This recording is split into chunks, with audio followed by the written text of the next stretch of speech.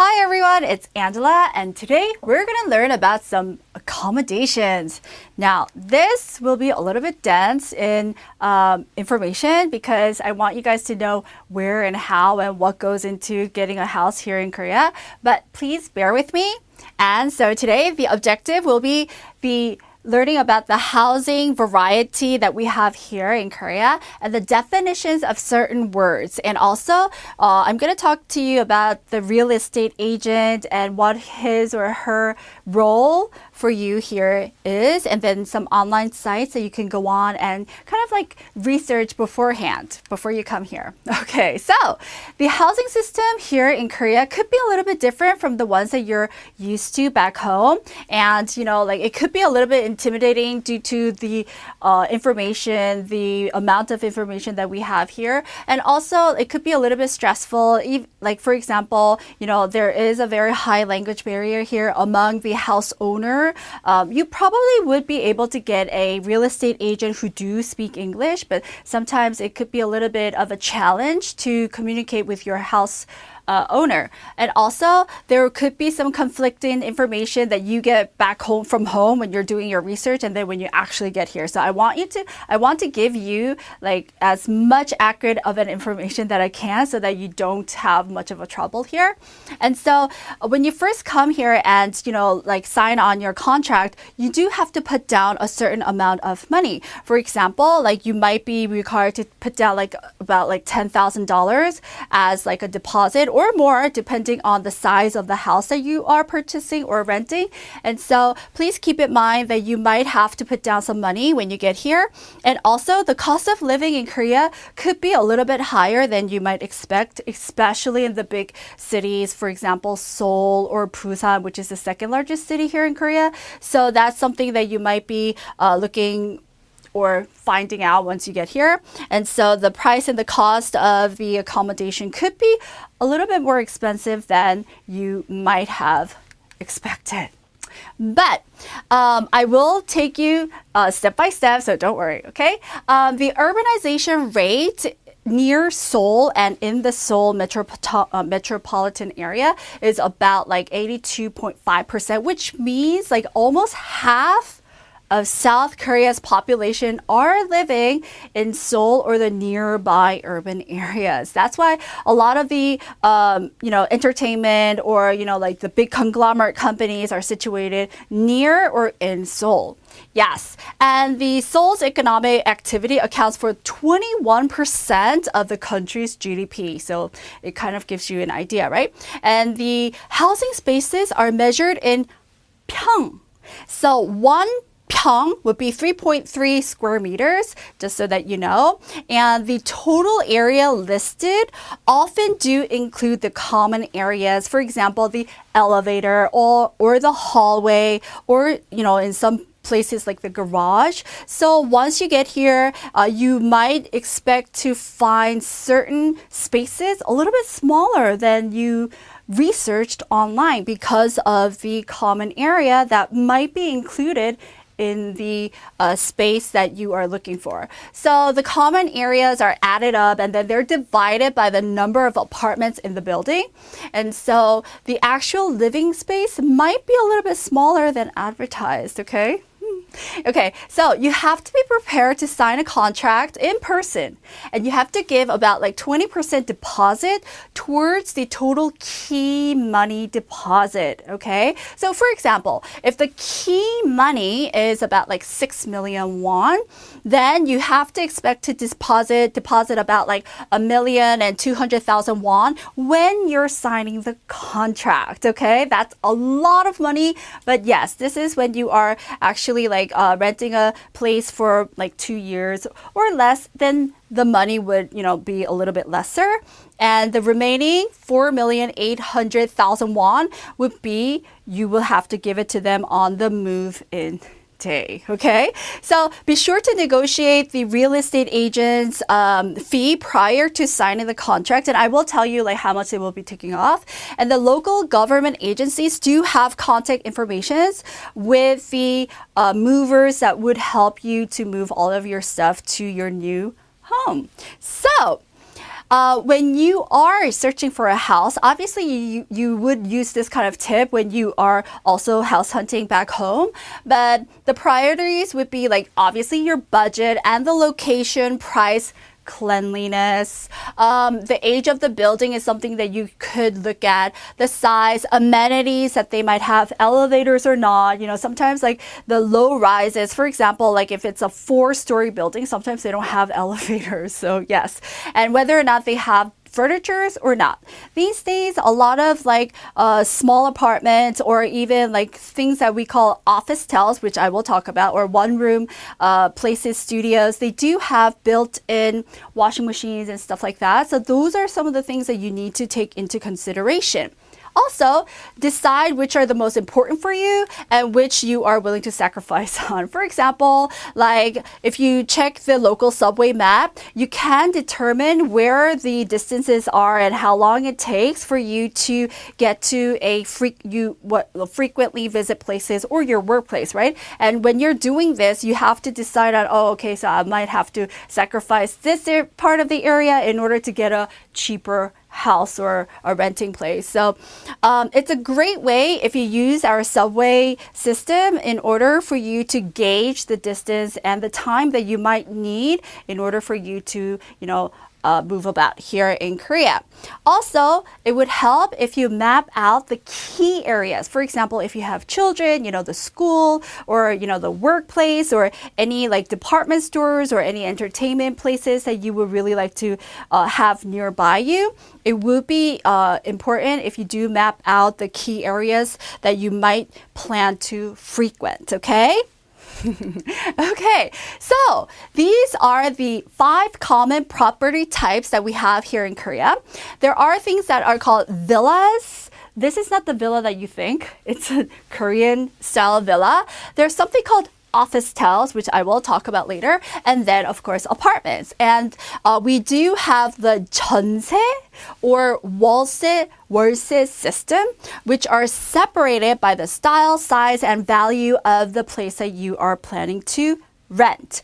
월세, 전세 is like the type of contract that you would be making with the house owner through the real estate agent, and it depends on the duration that you are renting. I will talk about this in detail in the following slides, but for example, like if you were to rent a short-term rental, you have a lesser key deposit or options, and some of them are fully furnished. Houses in Korea, a lot of Koreans, especially in the city area, usually live in apartments. Koreans think that apartments are very convenient because most of the time they have like little parks inside the apartment complex. They have like exercise places and stuff like that. So Koreans really like to live in high-rise apartments.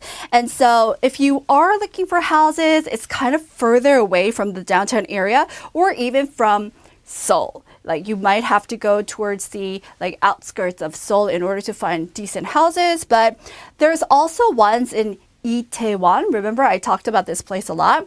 Or Icheon-dong, and then there's a place called Pyeongchang-dong. These 3 areas are good for families, and it is within the downtown area nearby or in the Seoul area, but the price might be a little bit pricey. So just in case you're thinking of a house, this is something to consider. So first, the housing definitions that I would like to give you is about the villa, okay? This normally would be like a 4-story building or less, and normally they do not have elevators inside. And it might be the greatest value among the 5 that I've mentioned, but it will obviously differ according to the quality or the size or the age of the building and etc. Also, it's usually the villas are in the residential areas. Okay, so apart from the apartment high-rise areas, they would be in the residential areas. They might be a little bit older. The buildings might be a little bit older, but these days a lot of them are being remodeled, and a lot of them do come with furnishing, and so that's something that you need to research. The rent could start from $2,000 depending on which area you're at, but it can also go up to like $10,000. So this is something that you might consider when you are doing your research of your housing. There are some short-term rentals. For example, like if you're here for a very short stay, there are like 6 months to even a year. Normally in Korea, we rent out places for 2 years. That's what I was talking about before, like 전세 and 월세, which I will go into detail. But a minimum of 6 months or a year is kind of fairly short for Koreans. And so they might ask you for a higher rent rate, a monthly rate. And then the hotels, there's things that's called like hostels and suites, which are service residence areas where they do have like, it's like an apartment, but they do have amenities, for example, like house cleaning services, or you can like order food from the restaurant that's like nearby. And so there are different kinds of short-term rentals. So short-term rentals, it could be hotels, hostels, or even suites. But if you are planning to stay in a villa, they normally will ask for the minimum is probably like a 1-year contract. Normally it's a 2-year contract, so that's something to keep in mind. As I've mentioned before, these are like the serviced apartments. They're fully furnished, and they do have like hotel-like services where they will come in and clean your rooms.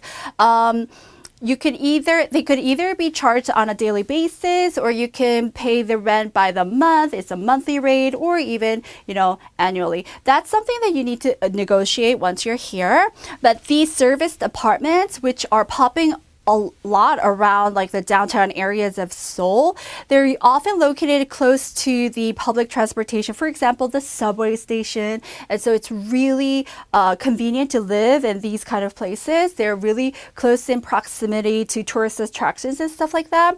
And it's also very convenient to use if you're here for like short-term assignments and stuff like that. Yes. And now, apartments. In Korea, we call these 아파트, short for apartment. Okay, so normally if you hear Koreans say, "Oh, I live in an 아파트," it means apartment. Okay, and so it has larger living spaces compared to the villas, but again, it depends on the size and where you're living. It's suitable for families, and it's normally in a neighborhood where you can have easy access to postal offices or the district office, schools, and stores such as like grocery stores or convenience stores. And the rents will vary depending on the location and the size of the apartment. And it might go from a rent of $650,000 to maybe $5,000 a month, but that depends again on the size and the location. And sometimes some of my Western friends do comment on the fact that, the units often are smaller than what they're used to. But as you know, we live in a peninsula and most of the population are located near Seoul. So we are kind of tight for space. That's something that you have to be mindful of. Okay.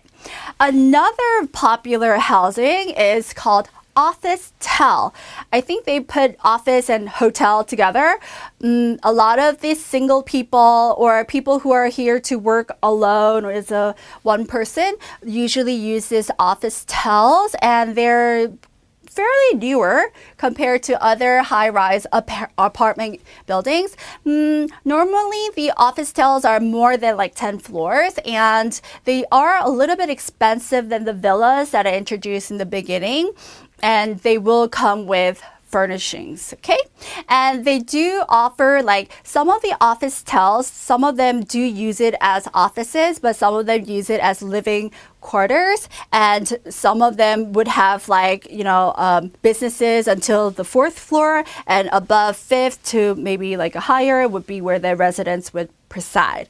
And there are different room layouts, so some of the things you need to check out on that. They normally offer contracts that are 1 to 2 years. So if you're staying here for like, if you want less than a 6-month contract, it might be a little bit hard for you to find. Yes, as I told you before, like normally Koreans, they expect you to be living in a certain housing for at least 2 years. So yeah. And then there's like one room or studio apartments.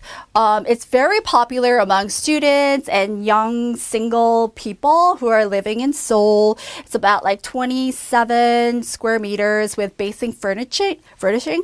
It's a little bit more cheaper than the office tells. So one room is just as it says. Like there's no dividing between the kitchenette or whatever. It's just one room or a suite. Other than that, if you guys are really interested in experiencing the traditional housing, Hanok, so beautiful.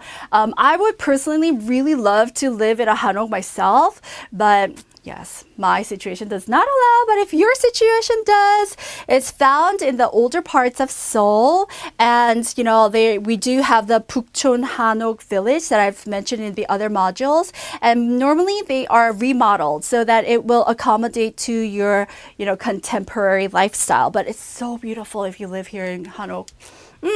So, as I kept mentioning, there are two main kinds of contracts. One is called 전세, and the other is called 월세. So 전세 is like more than 2 years. 월세, 월 means month. So this is something that you will put down a certain amount of money and then you have to pay a monthly rent, which I think most Westerners are used to. But most of the time, Koreans are more used to the 전세 system, which is like the 2/3 of the housing here in Korea. And so the deposit from the 전세 contract will be returned back to you after your contract expires. So it's a big chunk of money that you pay in advance and then, you know, later you get it back. So 전세, it means 전 means like the entire, and then 세 means like the amount that you pay. So 전세 means paid in full, which requires you to live there for at least 2 years, and you have to pay the tenants have to pay a sum of money in cash to the owner or the landlord. So it's like 40 to 90% of the market value of the house. And there's no monthly rental fee, but yes, it's a big lump sum of money that you have to pay in advance. And so most of them are for periods of 2 years. And then you have to renegotiate if you want to live on. Another one, 월세, as I have told you, it's something that is what you pay a monthly rent fee, and you can negotiate on the key deposit money. For example, like if you want to pay lower monthly 월세, the rent, then you have to deposit at least like 5 million to 30 million Korean won in advance, and plus you have to pay the monthly rent. Ooh. And so the monthly rental fees, the 월세 system varies a lot, so I can't talk about it all here, but yeah, Seoul is considerably, obviously more expensive than the other areas in the peninsula. And when you're renewing the contract, you have to get the consent of the landlord, because sometimes the landlord will say, no, I don't want you living here anymore. So it's something that you need to negotiate. And the cost of living after 2 years might rise a bit. And yes, it is legal. And so there are some short-term leases, for example, like 3 to 6 months, where you can live as a 월세. But it's kind of like generally very difficult to get such contract for 3 to 6 months, because like the landlords, they don't want that, you know, short-term rent, and it could be a little bit costly, but it's possible.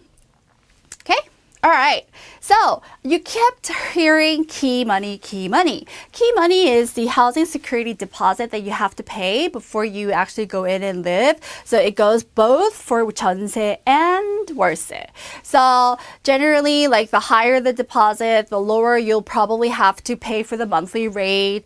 But it is, even for the 월세, the deposit will be paid back to you after your contract expires. And the real estate agent can actually do the research for you on these kind of terms. So yes, for example, like when they're doing their research, they find out whether or not the landlord is like reliable or not in debt. Because like if they are in debt, you know, there could be some complications in getting back your deposit money.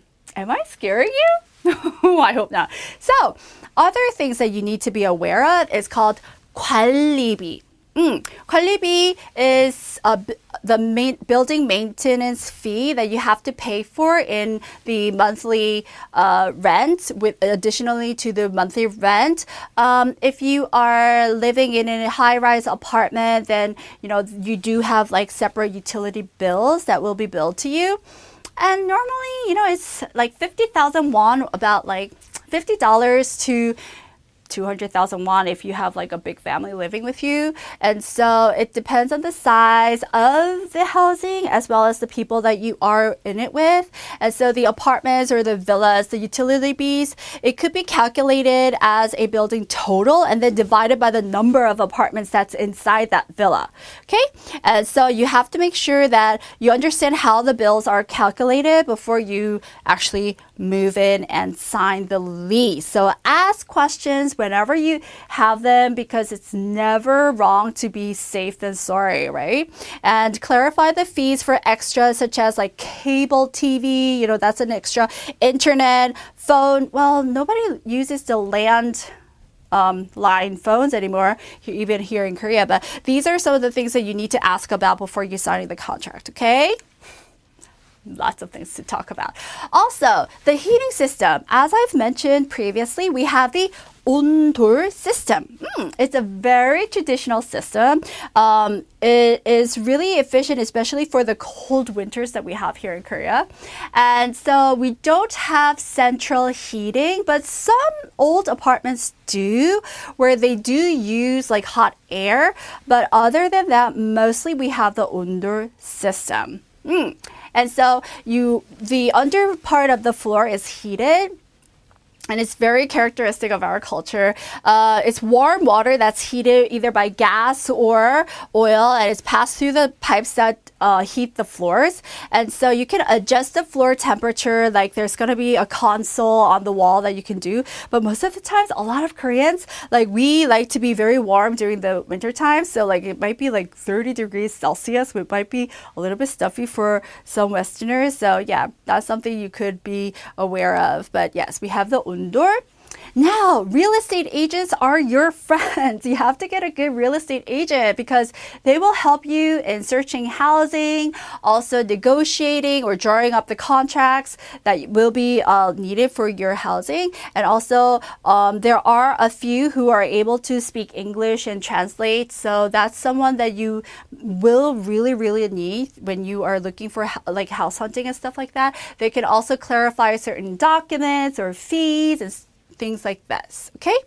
And so the agent fees are regulated by the government, and so it cannot be legally allowed to charge an excess of legally permitted amount, which is 0.5% of the annual rental income. Okay, so the rates correspond with the government, and so it's a set standard.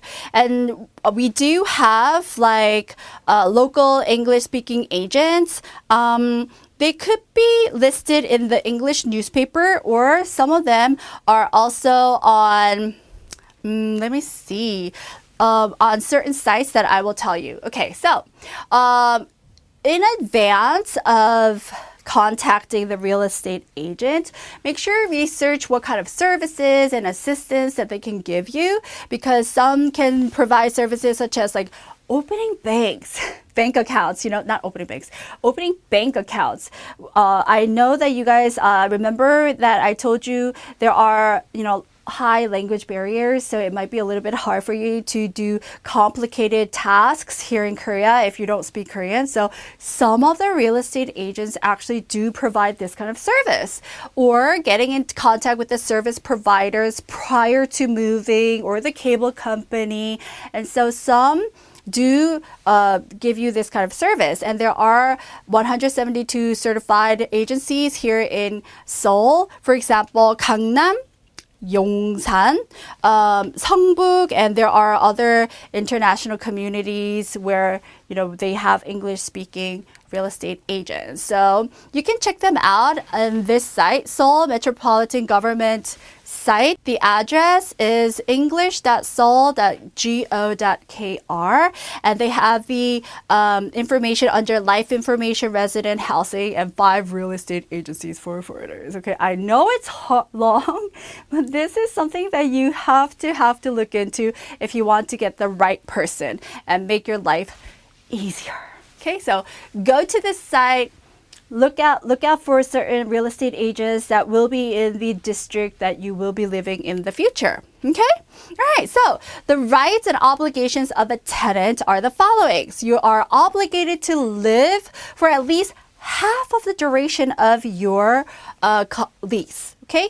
And if you decide to terminate the contract, you have to give your landlord at least like a month warning in advance, or else you might have to pay some penalty. So, in the case of early termination, there are some extra charges, or they might not return your deposit. So make sure that you look into this specific content before you're signing your contract, okay? And yes, and the landlords do have a right to come and check up on your residence just so that they know the environment that it's being kept in. And so, especially nearing the end of your lease, they will come and check the vicinity of your place, right? So by any chance, if you like break something, or like there's a hole in the wall that wasn't there before, you will have to pay. Okay, so when you're moving out, expect to leave accommodations in the same conditions, obviously, right? And any damages to your accommodation will be deducted off of your initial deposit. And so report to landlord if any problems with pre-existing furnitures or stuff like that when you are moving in, just so that you are taken care of on that aspect. So when you're doing your online research for the English language sites, there are expat exchange websites that you can check out, or international sublease sites, Craigslist. There's something called Seoul Homes, so seoulhomes.kr. They also have search engines where you can narrow your search according to the location and the amenities that you will need. Also, there's something called like Stays. So stays.com is somewhere that you can also do your research on. Okay? I am not going to leave you hanging. I hope this module was very informative on your preparation for coming here and living in our wonderful country, Korea. But please do your research in advance, and I hope you have a wonderful stay here. Okay? I'll see you next time. Bye.